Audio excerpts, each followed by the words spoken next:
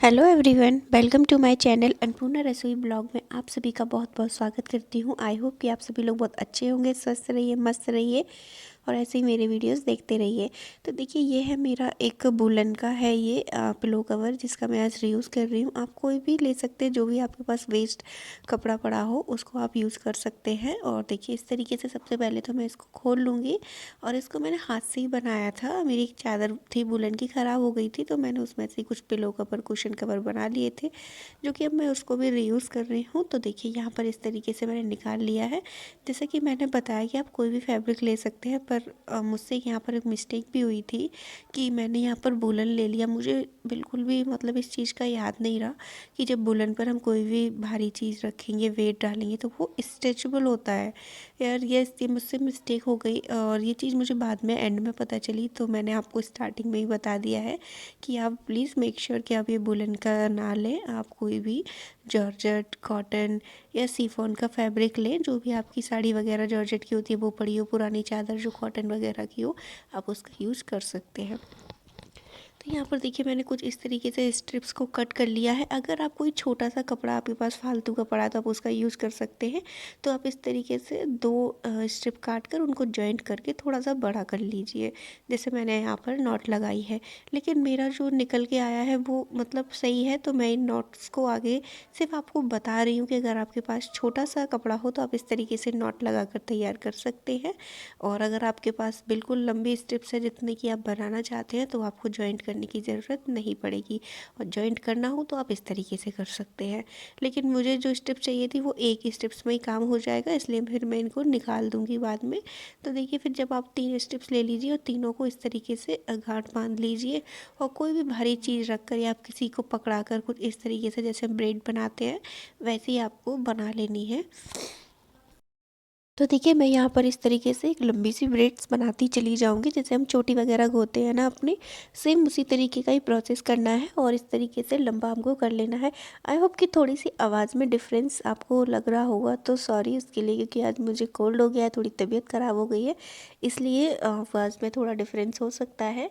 और देखिए, इस तरीके से मैं आपको क्लोजअप से भी दिखा रही हूँ। तो इस तरीके से हमें एक ब्रेड्स बना लेनी है लंबी, जितनी भी आप 3 या 4 लेयर की बनाना चाहते हैं। वो आपको आगे वीडियो आप कंटिन्यू देखते रहिए, तो आपको सब कुछ समझ में आ जाएगा। तो गाइस, अगर आप लोग मेरे चैनल पर पहली बार आए हैं, मेरा वीडियो पहली बार देख रहे हैं, तो प्लीज़ चैनल को सब्सक्राइब कर दीजिए और वीडियो को लाइक कर दीजिए और बेल आइकन को प्रेस भी कर दीजिए, जिससे कि मेरी नोटिफिकेशन आपको टाइम टू टाइम मिलते रहें और आप मेरे वीडियोस को ऐसे ही इंजॉय कर पाएँ। तो देखिए, यहाँ पर एक ब्रेड मैंने बनाकर तैयार कर ली है, तो दूसरी भी सेम मैं उसी तरीके से बनाऊँगी। इस तरीके से नॉट लगा लूँगी और यहाँ पर देखिए, इस तरीके से दोनों तैयार हो गई हैं। और अब आपको क्या करना है, अब आपको सिंपली एक चीज़ करनी है, जैसे कि ये जो ऊपर की साइड है ना, हम एक नॉट लगाएंगे, लेकिन उससे पहले देखिए, आप इसको बनाने के लिए आपको लकड़ी की ज़रूरत पड़ेगी। तो आप इस तरीके की लकड़ी ले सकते हैं।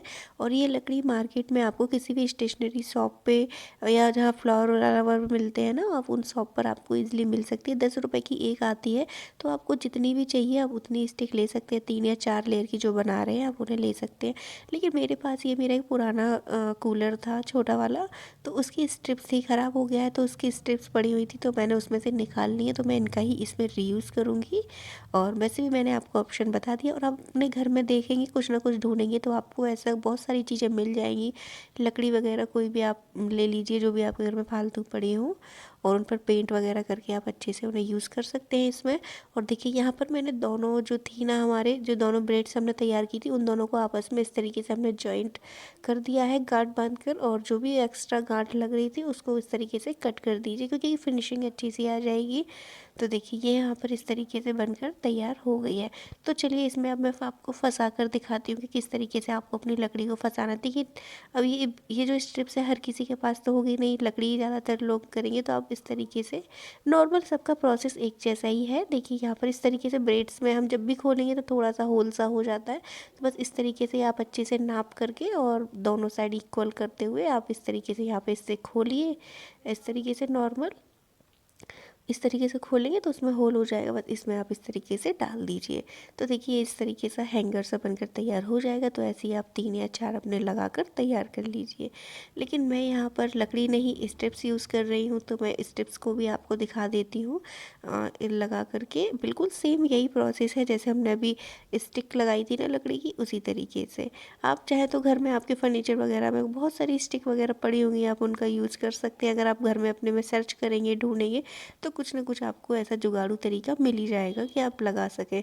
तो देखिए इस तरीके से मैंने यहाँ पर तैयार कर लिया। इसी तरीके से मैं लेयर बाय लेयर इस तरीके से 3 या 4 जितनी भी मेरी बनेगी, 4 की बनेगी आई थिंक, तो 4 की बनेगी तो मैं यहाँ पर 4 स्टेप्स लगा लूँगी।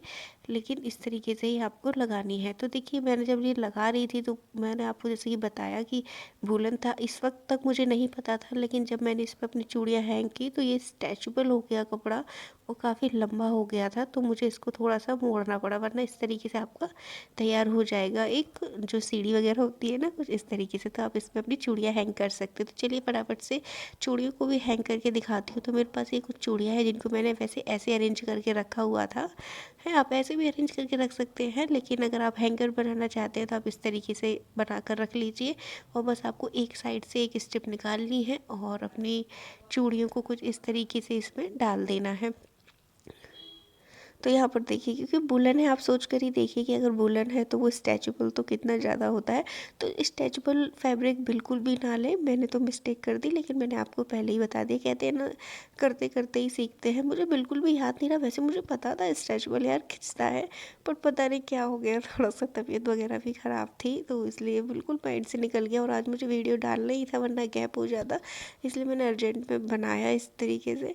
तो गाइस उसके लिए सॉरी, लेकिन आप लोगों को मैंने बता दिया कि आप किस तरीके का फैब्रिक लें तो आपका बहुत अच्छा बनेगा। वैसे तो अच्छा ही बना था, लेकिन वही है ना कि वेट ज़्यादा हो गया और कपड़ा स्ट्रेचेबल हो गया, तो बस इस वजह से थोड़ा लंबा सा हो रहा था।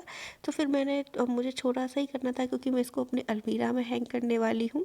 तो मैंने इसकी जो स्ट्रिप्स हो रही थी ना ज़्यादा, तो मैंने उनको उन्हीं पे मोड़ दिया। किस तरीके से मोड़ा वो आप अभी एक वीडियो में देख सकते हैं। यहाँ पर देखिए, यहाँ पर इस तरीके से देखिए मैंने साइड से ऊपर से थोड़ा सा मोड़ मोड़ कर इनको लगा दिया, क्योंकि बहुत